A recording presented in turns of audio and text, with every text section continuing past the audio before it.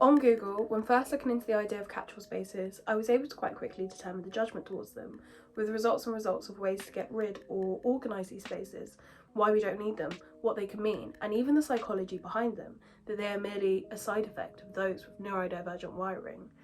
But is there something to say in the beauty of them? I believe that in some ways, our catch-all spaces show us to ourselves, and if we dare to reveal them, to the outside world. Who we have been, where we are now, and even our future selves, all tucked away in little crevices of our home. This has been scrutinised before. Many artists have documented this part of their life as a way to help draw their audience closer to them. One that really struck my interest on this idea was Tracey Emin's 1998 installation, My Bed, a piece of work which showed Emin at her lowest. After suffering a breakup, having an intense nervous breakdown, and then spending almost 4 days in bed, she was shocked at what she had curated around her. Sheets sodden with her own bodily fluids, bottles of vodka piled up high, next to the endless medications and used sanitary products. Emma referred to it as a mess and decay of her life, but when considering what it would look like out of this space and instead in a stark white room, there was something quite beautiful about it. So much could be shown about who she is and what she's been through, and for her audience, a possible reflection on who they are themselves. One article referred to it as a powerful manifestation of vulnerability, and I agree with that statement. There is incredible strength in revealing yourself at your weakest point. I think that with what Emin did by entrusting her audience with this part of her life was she gave them the space to reflect on their own painful experiences. All of this was achieved through the objects left around her bed. Even Emin, when returning to reinstall the place at Tate Britain, was moved by it. When I'm installing the bed, it's kind of really sad and very depressing because I'm actually going into a time capsule of my past. All of the things that are around the bed no longer relate to my life at all. When developing my own version of this instalment, removing all my items from where they live and slowly organising them, I quickly realised how personal it felt. Feeling so in touch with all these items and coming to terms with the person I was, whether I liked her or not. There was something embarrassing about the life I live, the disorganisation of it, and how much stuff there was. I did have that Emma moment of, oh my god, what if I died and they did find me here? My jacket revealed me as a smoking uni student who commutes through London, and the rolling tobacco and my bedside table shows the strange first items I grab in the morning. These collections have grown over a simple premise. These things don't have a home yet, let's put them together.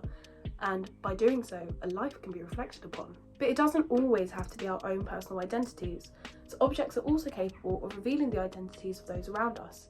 Song Dong's 2012 installation Waste Not was a display of his late mother's items that she had held onto during the Chinese Cultural Revolution.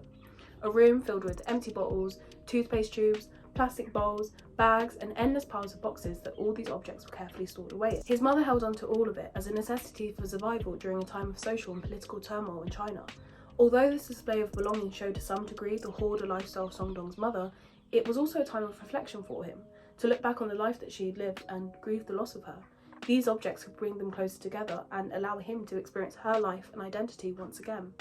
The installation sat there in the Barbican as a way for all to reflect on his life with the mother and understand her better, as well as giving the audience space to reflect on the special bonds that they personally have with family members, and the power that objects hold as a way to tell our stories and shape our lives. These objects will continue to hold great power for Song Dong.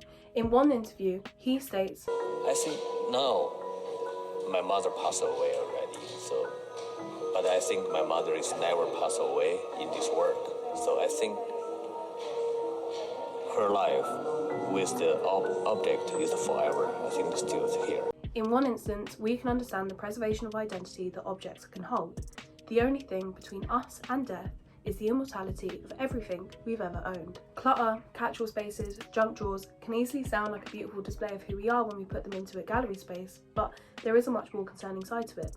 Hoarding has been used as a coping mechanism for many years and has been a key diagnostic trait when identifying ADHD in individuals, with 25 to 32% reportedly being significant hoarders, acquiring objects impulsively and later developing emotional attachments and intrinsic meaning to them. For these people, holding onto these things can be for many reasons: impatience, the need of stimulation, and the difficulty in making decisions. Although revealing the negatives to catch-all spaces, arguably it is still revealing our identity. Even more than that, the way our brains are wired. In short, our objects have the capability of not only defining ourselves but also those around us. In our worst moments, we allow the objects that kept us alive to pile up high and will one day be the thing that we reflect upon in recovery. And when we die, our objects will be all that is left of us, and as our loved ones sift through them, they'll learn more about the life that we live. I'm going with that.